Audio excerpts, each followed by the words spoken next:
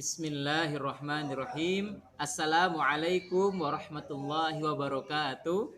Alhamdulillahirabbil alamin. Kaifa halukum Ananda? Semoga selalu dalam keadaan sehat walafiat dan selalu dalam lindungan Allah Subhanahu wa taala. Nah, di video ini kita akan melanjutkan dari video tematik kita yang sebelumnya, yang dimana kita mempelajari tentang sistem peredaran darah yang terdiri dari tiga. Pertama jantung, kedua pembuluh darah, dan yang ketiga adalah darah. Kemudian pembagian dan fungsi-fungsinya. Nah, di video ini kita akan mempelajari tentang gangguan pada jantung dan pembuluh darah. Nah, sebelum belajar, marilah kita memulai dengan membaca basmalah. Bismillahirrahmanirrahim. Nah, tujuan pembelajaran ini adalah kita mengetahui beberapa macam penyakit yang terjadi pada jantung dan pembuluh darah, dan kita bisa menjaga diri agar terhindar dari penyakit-penyakit tersebut. Penyakit apa saja itu? Silahkan disimak videonya.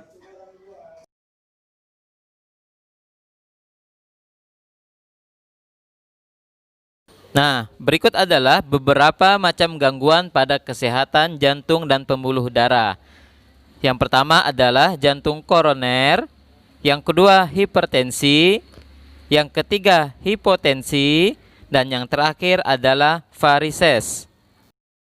Baik, yang pertama yang kita bahas adalah penyakit jantung koroner. Nah, penyakit jantung koroner ini adalah penyumbatan pada pembuluh darah oleh beberapa macam zat.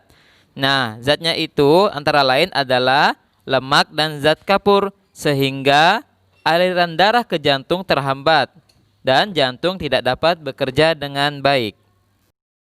Nah, ada beberapa gejala yang ditimbulkan oleh jantung koroner. Yang pertama, sesak napas. 2. Nyeri pada bagian tertentu. 3. Cepat lelah. Nah, pembuluh darah yang tersumbat menyebabkan darah tidak dapat mengalir ke jantung, sehingga pembuluh darah pada jantung tersebut tersumbat. Penyakit yang kedua adalah hipertensi. Nah, hipertensi ini merupakan kondisi ketika tekanan darah di dalam pembuluh arteri meningkat. Nah, hipertensi juga dikenal dengan istilah tekanan darah tinggi. Setidaknya ada 4 faktor yang menyebabkan seseorang terkena penyakit hipertensi. Yang pertama, usia lanjut atau orang tua. Yang kedua, gaya hidup yang tidak sehat. Ketiga, jarang berolahraga. Dan keempat, stres atau banyak pikiran. Selanjutnya adalah hipotensi. Kalau tadi hipertensi tekanan darah tinggi, maka hipotensi ini adalah tekanan darah rendah yang disebabkan oleh tekanan darah dalam pembuluh darah menurun. Nah, berikut faktor-faktor yang menyebabkan seseorang terkena penyakit hipotensi. Pertama, lanjut usia. Yang kedua, kondisi cuaca. Dan yang terakhir adalah efek samping obat-obatan. Dan yang terakhir adalah penyakit varises yang disebabkan oleh gangguan atau hambatan pada pembuluh darah vena dalam mengalirkan darah. Gejala-gejalanya, yang pertama ditandai dengan munculnya benjolan pada kulit berwarna keunguan.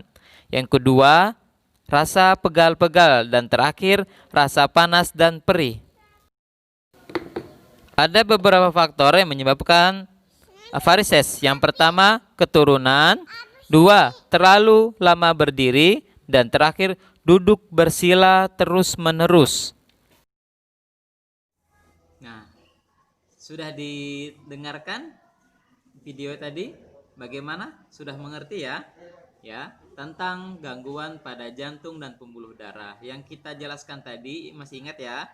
Ada 4 gangguan pada jantung dan pembuluh darah. Pertama, jantung koroner. Yang kedua, hipertensi atau darah tinggi. Yang ketiga, hipotensi atau darah rendah. Dan terakhir yang keempat adalah varises. Nah, 4 penyakit ini semoga kita dapat melindungi diri kita dengan menjaga pola hidup kita, menjaga asupan kita agar tubuh kita terhindar dari penyakit-penyakit jantung dan pembuluh darah. Semoga video pembelajaran yang singkat ini bermanfaat, dan kita tutup dengan bacaan hamdalah. Alhamdulillahirabbil alamin. Wassalamualaikum warahmatullahi wabarakatuh.